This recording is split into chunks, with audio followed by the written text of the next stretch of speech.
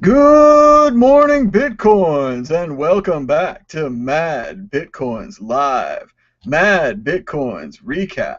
What's been going on while I've been gone? Today is Tuesday, September 2nd, 2014, and our top story is the worthless currency exchange at Burning Man's Camp Bitcoin.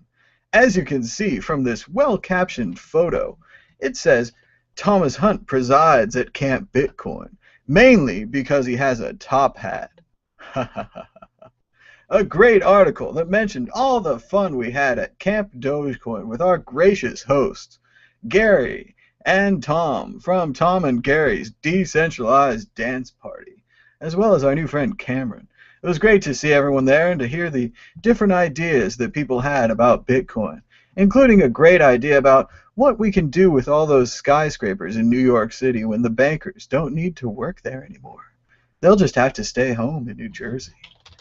Moving on to the next story. Apple partnering with American Express on new iPhone payment system. Hubba, hubba, hubba. Apple finally shows their cards and they're going to work with American Express. That'll be just great because, as you know, some places don't take American Express. It's like Discover Card, really.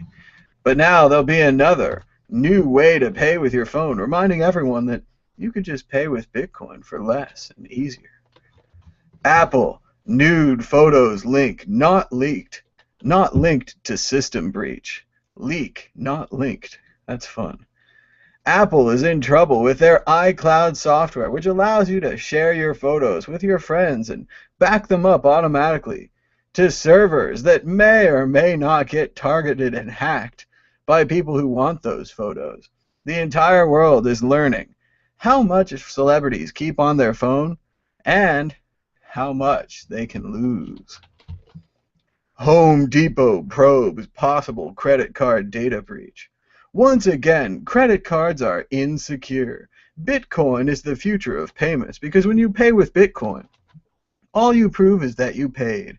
You don't have to throw in your phone number and your address, your social security number, all your information. All you do with Bitcoin is prove that you paid.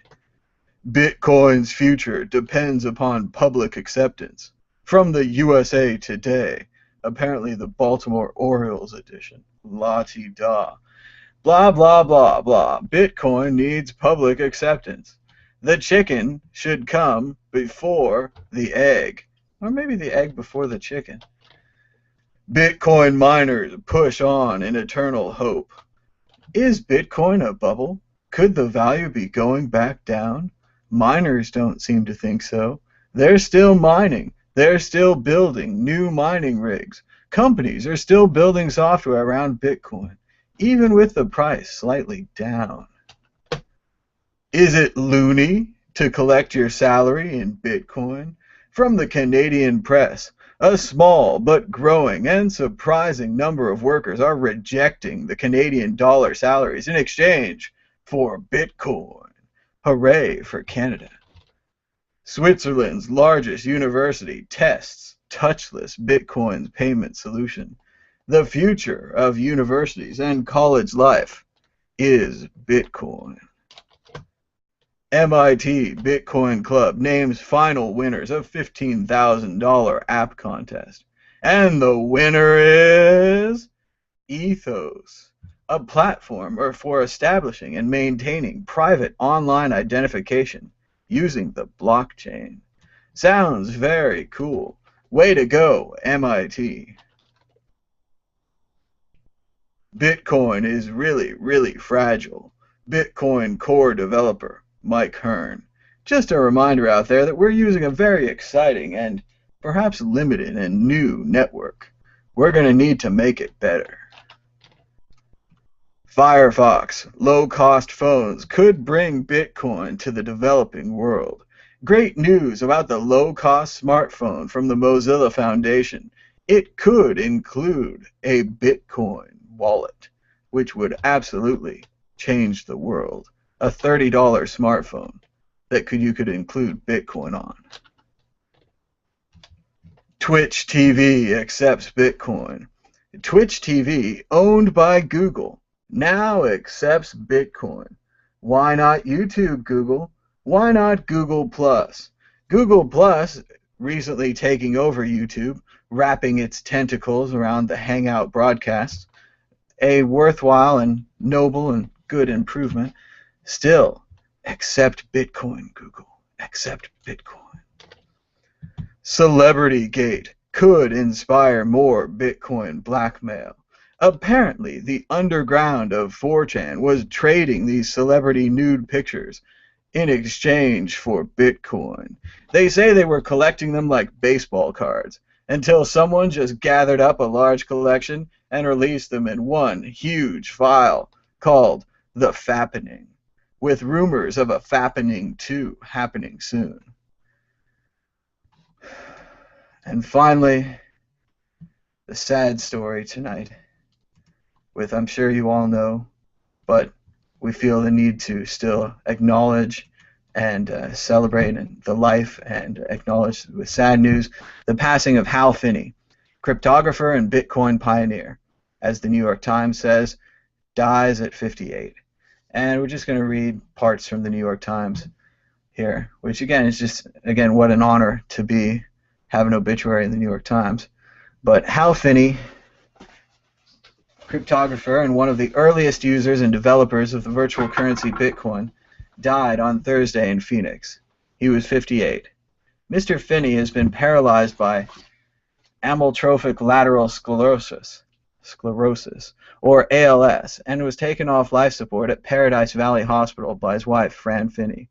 She said his body was immediately prepared for cryonic preservation by the Alcor Life Extension Foundation in Scottsdale, Arizona, according to his wishes. There's just a very fascinating twist to the story that Mr. Finney is now frozen.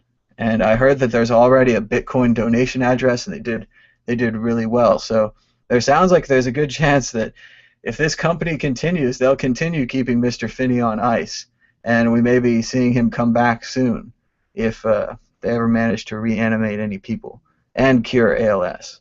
So good luck with that. I hope it works out. Mr. Finney worked from 1991 on PGP, Pretty Good Privacy. Mr. Zimmerman, also another author of PGP, said that a lot of the contributions of Mr. Finney were in a more quiet role to avoid becoming a target of the government investigation. So Mr. Finney did not get proper credit for some of the most important innovations he had made in the development of PGP. And after that, he became the first employee of PGP when it was clear that they were not illegal. And they also said that, or Mr. Zimmerman said that Mr. Finney was unusual in the field because he had none of the asocial tendencies and physical awkwardness that were commonly associated with people in the programming world. Rather, Mr. Finney was a gregarious man who loves skiing and long-distance running. So it's very cool. He says, some people pay some price for being extremely smart. They're deficient in some emotional quality. Hal was not like that. He also worked on the mailing lists with the cypherpunk movement, creating one of the first remailers, which allowed a lot of people to communicate anonymously. He created the early proof-of-work system, which was later adopted into Bitcoin, and he was one of the first people to really see that Bitcoin was the thing, and he was the very first person to ever receive a Bitcoin transaction. So much like Alexander Graham Bell, Satoshi Nakamoto sent 10 Bitcoins to Hal Finney, much like Graham Bell calling Watson, "Watson, come here, I need you." So he really could see it. He was one of the first miners. They talked back and forth, emails of Satoshi back and forth to the ideas, and it really seems like maybe Satoshi and the other members in the crew didn't see how incredibly world-changing their distributed database was, but Finney, right from the beginning, knew that the distributed database, the ability to defeat the Byzantium generals problem, was the thing and is the incredible thing that happened with Bitcoin. It's more than just a money or a way to send value, which, again, sending value is awesome. That's one of the best things. But sending money and then sending everything else, I mean, contracts, the things that we're going to do with Bitcoin, Ethereum, all the other new systems coming on. Let's see if I can get my lower third back on. Oh, it forgot it. But yeah, we're about out of time here, but saying goodbye to Hal Finney, who I'm sure I've already seen some great tributes to Hal. There was the Bitcoin group recently discussed the article, and MadBitcoins also did a great tribute. So I'd just like to add to those, and just it was a lot of the tributes have focused on this being a good reminder to everyone that Hal was absolutely physically fit 5 years ago or so when he was struck by ALS and suddenly couldn't even move and has to use a system of eyebrows and other things to communicate and use a computer, and yet at the same time he continues to work. He continues to work on cryptography and on Bitcoin and on improving things for other people, and it just shows the value and the power of the open source ethics and the way that it works. Like, Hal Finney truly served the greater good, and that's why we're all experiencing such a loss now, because just these computer guys, they did so much for us, and like people like Steve Jobs, of course, when you think, and I know there's goods and bads to Jobs, but getting a computer on everyone's desk turned out to be really good, and kind of as good as he describes. I mean, I like that Ashton Kutcher movie, the Jobs movie. If you watch that, he talks about just how world-changing it is, and he's so full of energy. And I've met people like that, and they're full of the energy. Like Andreas, when you hear Andreas speak about Bitcoin, he has that Steve Jobs type energy where, like, wow, like, we're really going to do this thing, and we're not just going to do it here in America. We're going to do it in the third world, and the developing world, and all these other places. And it's amazing. And we wouldn't be there without Hal Finney. We're standing on the shoulders of giants, and we need to acknowledge that. And if you haven't donated, feel free to find the Hal Finney page and donate. I'm sure they're collecting some Bitcoin donations there. I'll look for the webpage, but I hope they put the QR code on the front page, right in the center where it belongs. And that's anyone web developers out there. QR code, Bitcoin donation, front page. And so good night to Hal Finney, and good night to everyone. We'll hopefully be back tomorrow with another episode. If not, we'll be back for Bitcoin Talk Show at 12 noon Pacific time. That's 3 o'clock in the East. Until next time, this has been Mad Bitcoins. Mad Bitcoins. Mad Bitcoins.